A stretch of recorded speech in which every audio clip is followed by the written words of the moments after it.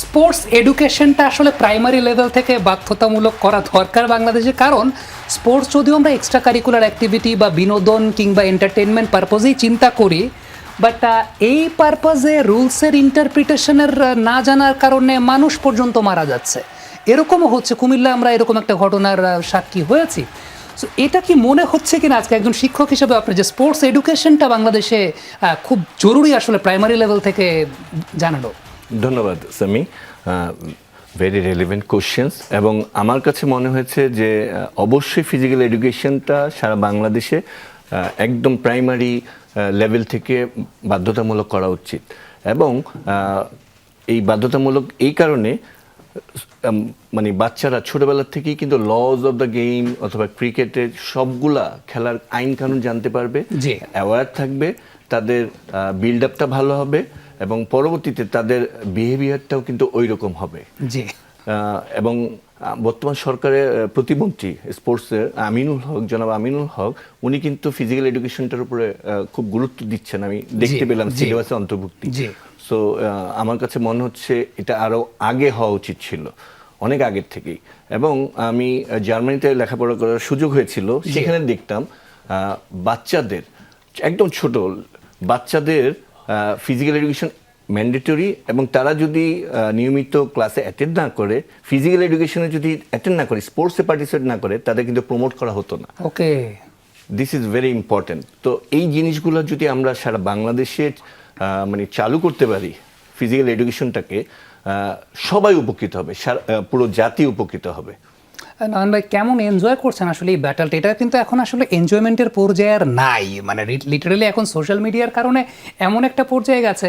So মনে হচ্ছে কিনা যে স্পোর্টস এডুকেশন যেটাকে আমরা বলি, আসলে lodge of the game, spirit of the game, কিংবা স্পোর্টসের সঙ্গে তো বিহেভিয়ারটাও আসলে অনেকাংশে জড়িত থাকে, এবং আমরা বিহেভিয়ারাল সায়েন্স নিয়ে কথা বলি, এইটা এখন ম্যান্ডেটরি হওয়া উচিত কিনা বাংলাদেশে আসলে, কারণ স্পোর্টসটা ভেরি মাচ সিরিয়াস।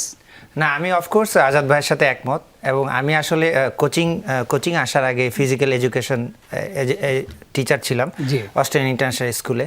তো আমরা যেটা দেখেছি, আমরা ছোট ছোট বাচ্চাদের 3 বছর বয়সে বাচ্চাদের gross motor skill, fine motor skill তাদেরকে করাতাম। তো যার কারণে আমি যেটা দেখেছি বাস্তবে, যে 4-5 বছর থেকে তাদের কোঅর্ডিনেশন অনেক বেটার, যেটা কিনা আমি দেখেছি। অ্যাট দ্য সেম টাইম আমি ক্লাবেও কাজ করতাম, যেটা কিনা আমি দেখেছি যে আমাদের প্রফেশনাল প্লেয়ারের চেয়ে কোঅর্ডিনেশন তাদের কম, কিন্তু আমার বাচ্চা 4-5 বছরের যে আমাদের স্টুডেন্ট ছিল তাদের অনেক বেটার। কারণ হচ্ছে তাদের একদম 3 বছর বয়স থেকে তাদেরকে প্রপার কোচ এডুকেশন দেওয়া হচ্ছে বা ফিজিক্যাল এডুকেশন দেওয়া হচ্ছে। সো অবশ্যই এটা দরকার, তাহলে আমরা এত কন্ট্রোভার্সি হইতো না। আমরা ম্যাচ নিয়ে যে আলোচনা সমালোচনা করছি, এবং আমি সবসময় একটা কথা বলি, আমি লর এগেইনস্টে কিন্তু কিছু বলতে পারবো না। ল ইজ রিটেন, সো এখানে সবকিছু কিন্তু ডিটেল দেয়া আছে, এই লর বাইরে কিন্তু আমি যেতে পারবো না।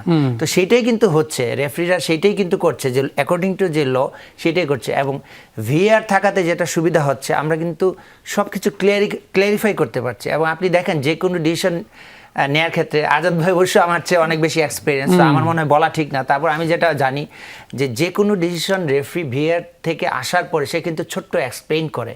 সো এরপরে কিন্তু আর কোনো দ্বিধাদ্বন্দ্ব থাকা উচিত না। পারভেজ, স্পোর্টস এডুকেশনটা বাংলাদেশে আসলে জরুরি কিনা, মানে এই টপিকটা যেহেতু আসলো এবং বাংলাদেশে বর্তমানে আমরা দেখতে পাচ্ছি সেটা নিয়ে অনেক কথা হচ্ছে, আপনার আমাকে আসলে বেশি এটা হজম করতে হয়, কারণ because we talk on the social media.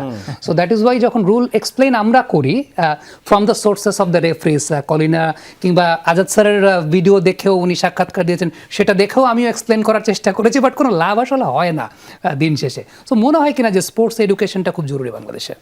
না, সেটা তো জরুরি বটেই, বাট ইন জেনারেল এডুকেশনটারই কোয়ালিটি বোধহয় ইমপ্রুভ করাটা জরুরি। কারণ দিন শেষে দেখা যাচ্ছে শুধু একটা পার্টিকুলার অ্যাসপেক্টকে, এখন যে কারণে বিতর্কটা হচ্ছে বা তর্কাতর্কি হচ্ছে, সেটার জন্য আসলে আপনার লজও লাগবে না আর কি। মানে আপনি সবচেয়ে কারেক্ট হলেও সেখানে আপনি জিততে পারবেন না, ব্যাপারটা ওই পর্যায়ে চলে যাচ্ছে। সো ইটস মোর লাইক আপনার সোশ্যাল জায়গা থেকেই মানুষের যে বিহেভিয়ার, ওই জায়গার পরিবর্তনটা মনে হয় সবচেয়ে বেশি আগে দরকার আর কি।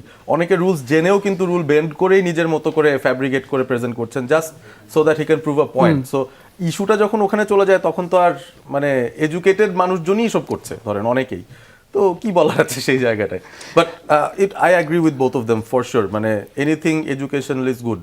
ছোটবেলা থেকেই you can get to learn better and you can be a better human being.